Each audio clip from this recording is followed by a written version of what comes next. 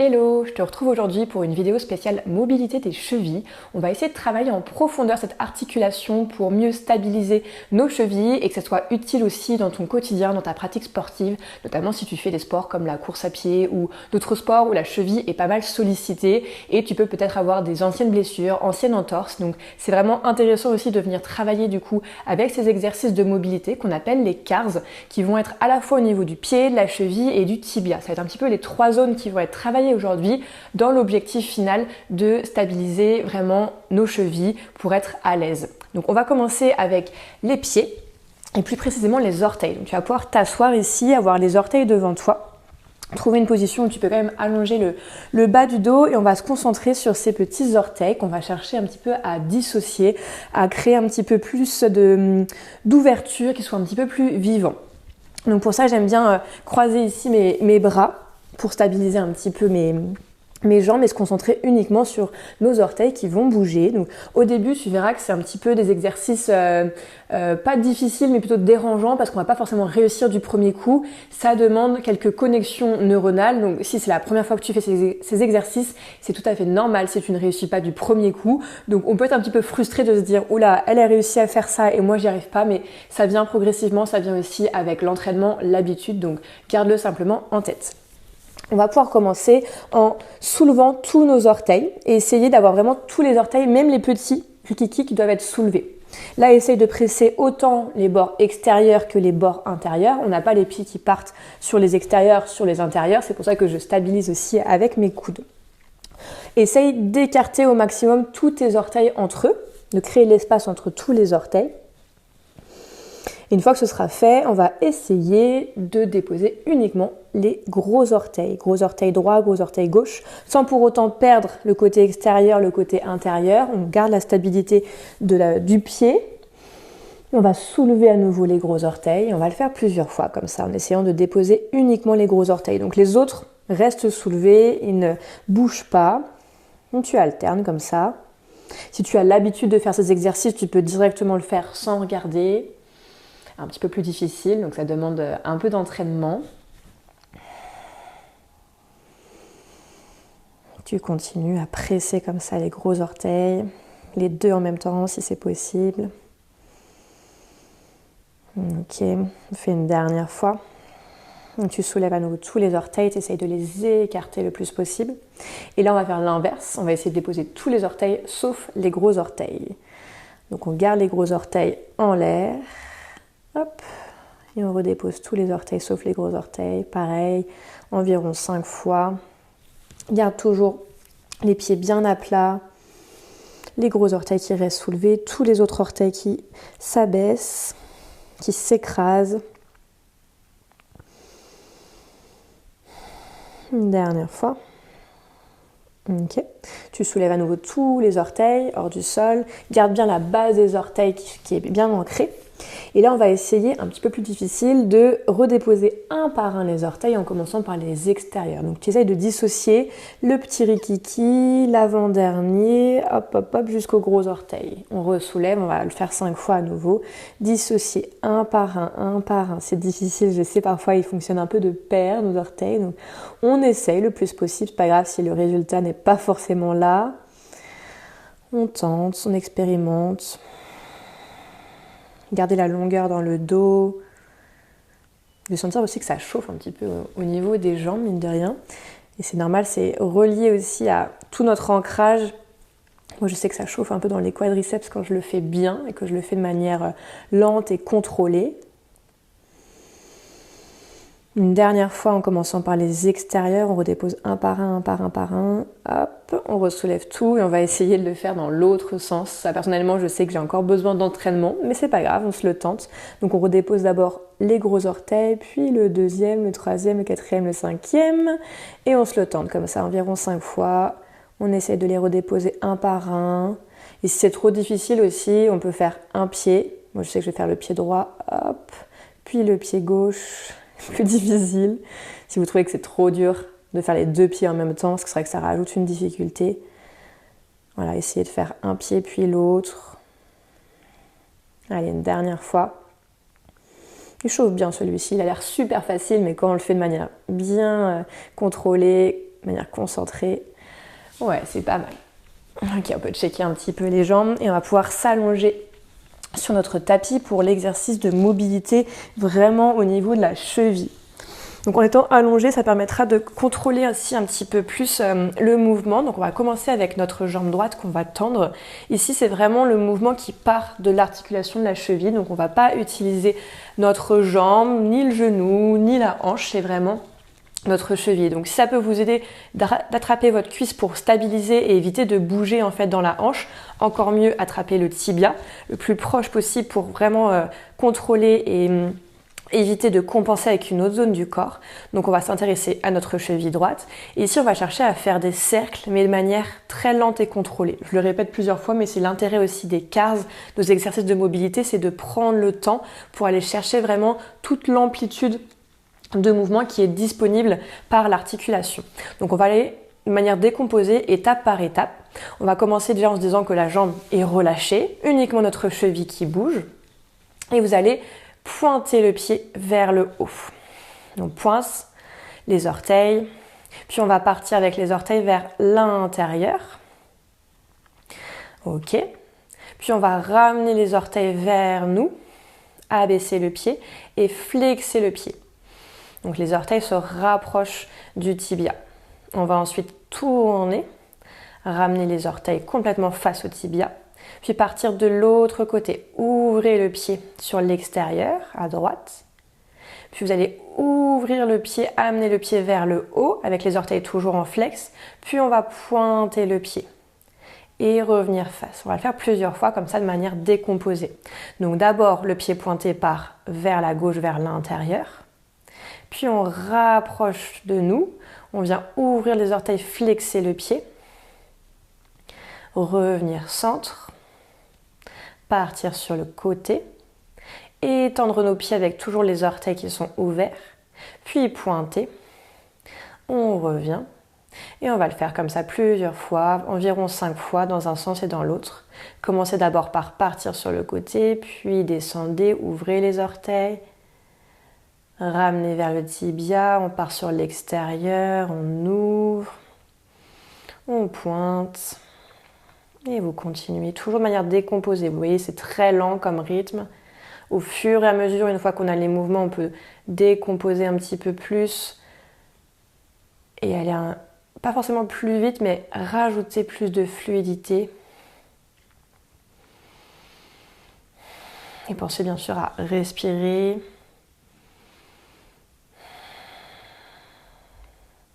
Et quand on le fait comme ça, à ce rythme, ça chauffe bien. Vous devez sentir, si vous le faites correctement, que ça chauffe. Et si ça crée des petites crampes, c'est ok. Donc on relâche si c'est le cas, on respire un bon coup et on revient après sur l'exercice à son rythme.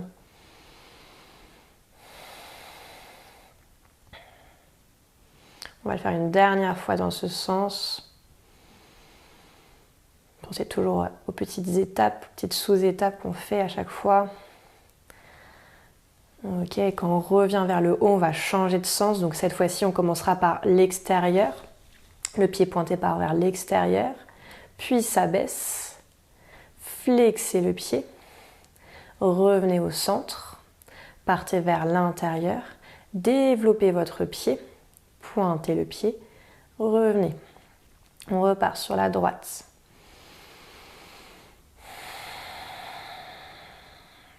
La même chose, les mêmes étapes, mais à l'envers.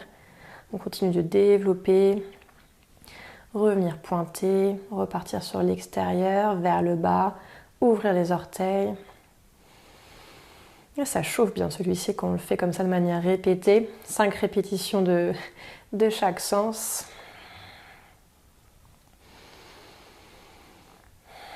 Et ça c'est cool parce que ça nous permet d'avoir des chevilles bien stables ensuite, bien solides.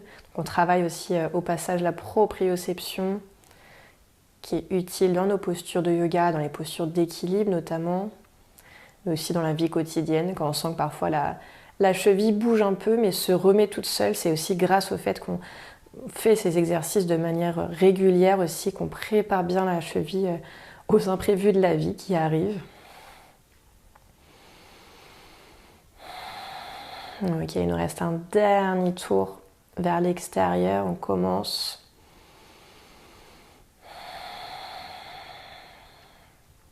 Oh, ok. Et vous allez pouvoir relâcher la jambe droite qui a bien travaillé, pas que la cheville, c'est toute la jambe qui a bien bossé. Et on va s'attaquer à l'autre jambe. La même chose, donc continuez à bien plaquer le bas du dos, allonger la colonne. À nouveau, on pense cheville. Ce n'est pas le genou, ce n'est pas la hanche qui bouge, uniquement la cheville. Donc ça nous aide d'attraper notre tibia et de ramener un peu la jambe vers soi. N'hésitez pas. On commence par l'intérieur. Donc on va pointer le pied. Amener le pied vers l'intérieur, gros orteil vers la droite. Puis abaisser le pied, ouvrez les orteils. Revenez centre, les orteils face au tibia et partez vers l'extérieur. Développez votre pied, pointez, revenez au centre. On fait comme ça encore 4 fois en commençant par l'intérieur. Le même rythme. Donc on peut rajouter un peu de fluidité maintenant qu'on a compris les différentes étapes du mouvement, mais on garde la lenteur, le contrôle. Tous ces mouvements de la cheville, toutes les directions. Imaginez vraiment que vous les retrouver tous les recoins finalement en fait de la cheville. S'il y a des petits craquements, c'est ok. Et l'image qui est souvent utilisée pour cet exercice de mobilité, c'est d'aller chercher comme dans un pot de pâte à tartiner finalement tous les recoins. On ne veut pas en laisser une miette, donc on va aller chercher comme si le pied était une cuillère pour aller chercher tous les recoins, pas de gâchis.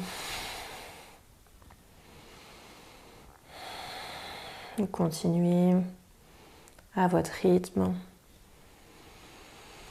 toujours avec la respiration qui vous aide. Parfois on est tellement concentré qu'on ne se rend pas compte mais qu'on est devenu tout rouge parce qu'on est en apnée, mais gardez la respiration. Ok, on va ensuite partir vers l'extérieur, on change de sens.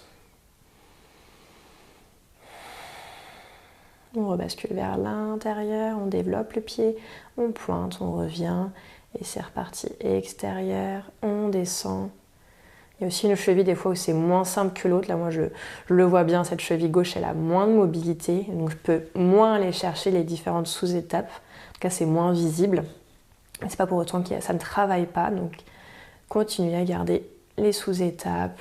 Pied pointé, pied flexé. Dans les différentes directions, intérieure, extérieure. Pareil, environ 5 fois.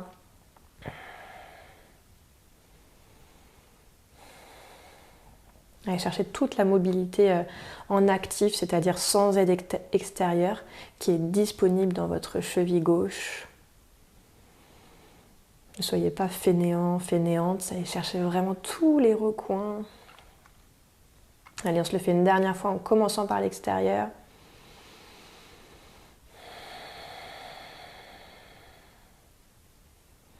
Et on vient ensuite refermer. Super. Détendez un petit peu la jambe gauche, les deux jambes si besoin, de checker un petit peu. Et on va pouvoir ensuite se remettre en position assise pour s'intéresser aux tibias.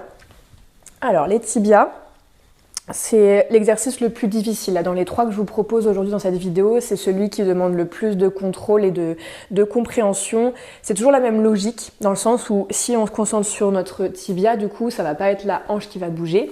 Donc c'est vraiment aussi se dire que on va vouloir stabiliser. Donc en position assise ici, on commencera avec notre jambe droite qui sera devant.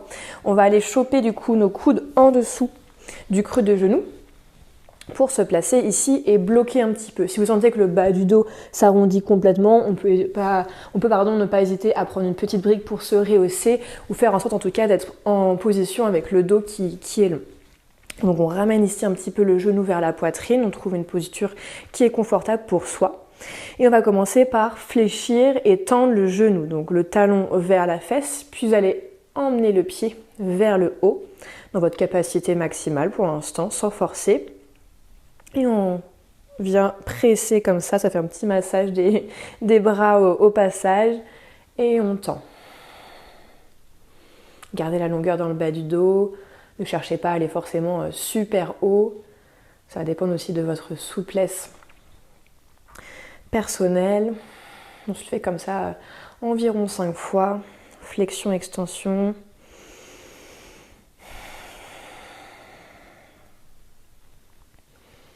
Allez, une dernière fois. Ok. Ici, donc, on va travailler vraiment le tibia dans les rotations internes et externes et la cheville va nous aider. Donc là, les deux sont liés, comme ça, la cheville va nous aider. Donc vous allez partir avec le pied qui va être flex et vous allez emmener les orteils vers l'extérieur. Donc là, on est sur une rotation externe. Comme tout à l'heure, on va un peu décomposer nos cercles. Vous allez ensuite chercher à tendre votre jambe, à votre amplitude qui est maximale là pour l'instant. Moi, j'ai pas la jambe parfaitement tendue, sinon c'est un petit peu difficile.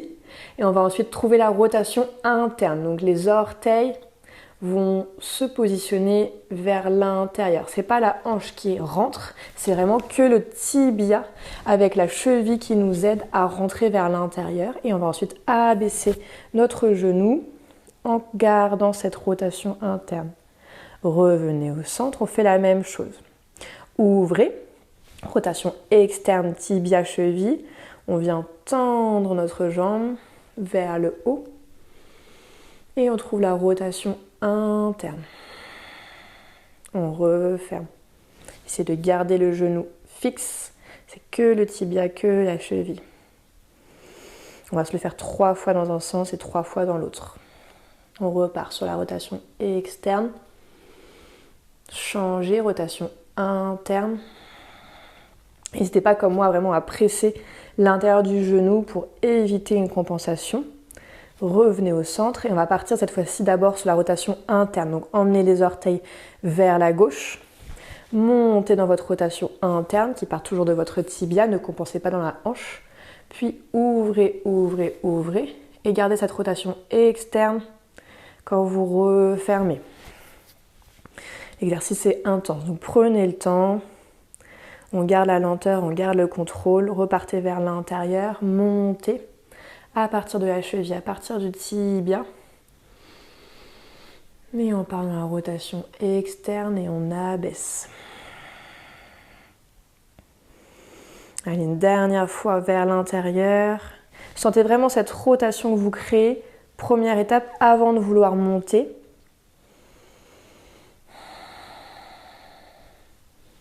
Échange et rotation externe une fois qu'on est là-haut, on la place et on descend. Ok, pas mal. On relâche un peu cette jambe droite et on va pouvoir s'intéresser à notre jambe gauche à présent. Retrouvez une posture assise confortable avec un petit support sous les fesses si besoin. On attrape l'arrière de la cuisse et on commence comme tout à l'heure à plier, tendre la jambe. Pour créer déjà un peu plus d'ouverture. Étirez tranquillement l'arrière de la cuisse. Allongez la colonne, le sommet du crâne qui pointe en direction du ciel. Et de la même façon, on cherchera uniquement à mobiliser le tibia sans compenser dans la hanche gauche. Ok, ramenez ici. On commence avec la rotation externe, donc emmenez les orteils et le tibia vers l'extérieur. Première étape. Une fois que vous avez trouvé la rotation externe, on va pouvoir développer le pied vers le haut en gardant la rotation, sans pour autant ouvrir la hanche. On change, on amène vers l'intérieur. Une fois qu'on a trouvé la rotation interne, on peut refermer, on peut appuyer contre l'intérieur du genou pour ne pas tricher, ça peut vous aider. Refermer, retrouver la rotation externe. Une fois qu'on l'a, on monte. Là, on peut presser contre l'extérieur du genou si ça nous aide. Retrouvez la rotation interne. Et descendez. Dans le tibia, dans la cheville uniquement, toujours. Allez, une dernière fois en commençant par l'extérieur. On la place, puis on monte. On trouve la rotation interne. Et on descend. Ok. On fait la même chose de l'autre côté en commençant par l'interne. Rotation interne, cheville, tibia. On monte. On place notre rotation externe sans compenser dans la hanche toujours. Parfois on l'oublie. On descend. Allez, on repasse en rotation interne. On monte. Parfois aussi on peut se rendre compte que d'un côté par rapport à l'autre c'est plus évident. Des fois c'est la rotation interne qui nous facilite, des fois c'est la rotation externe. Parfois c'est jambe droite où ça passe, jambe gauche pas du tout. Allez, une dernière fois en commençant par la rotation interne. Placez la rotation externe puis descendez. Ok, et relâchez les deux jambes. Checkez un petit peu tout ça, les cuisseaux ont bien travaillé, ça a été assez intense dans le bas du corps et pas que dans les chevilles finalement. Donc là c'était 3 types d'exercices qu'on a fait: orteils, puis cheville, puis tibia et un peu cheville du coup qui étaient liés pour travailler la stabilité de vos chevilles et avoir du coup une meilleure proprioception. Donc n'hésitez pas à inclure ces exercices dans votre pratique. Là ça peut être à la fois fait en échauffement, aussi à la fin pour avoir une récupération, ou juste quand on se dit bah tiens j'ai quelques minutes comme ça pour faire mes petits exercices de manière lente et contrôlée. C'est vraiment le plus important à retenir. Et quand vous faites ces exercices qui sont assez simples une fois qu'ils sont acquis, ils demandent un peu de pratique et d'habitude au début, mais après une fois que vous les pratiquez régulièrement, c'est très simple à refaire à la maison, vous n'avez pas besoin d'accessoires, c'est juste vous et vos articulations. Donc voilà, j'espère que cette séance vous aura plu, n'hésitez pas à me laisser un petit mot et à très vite.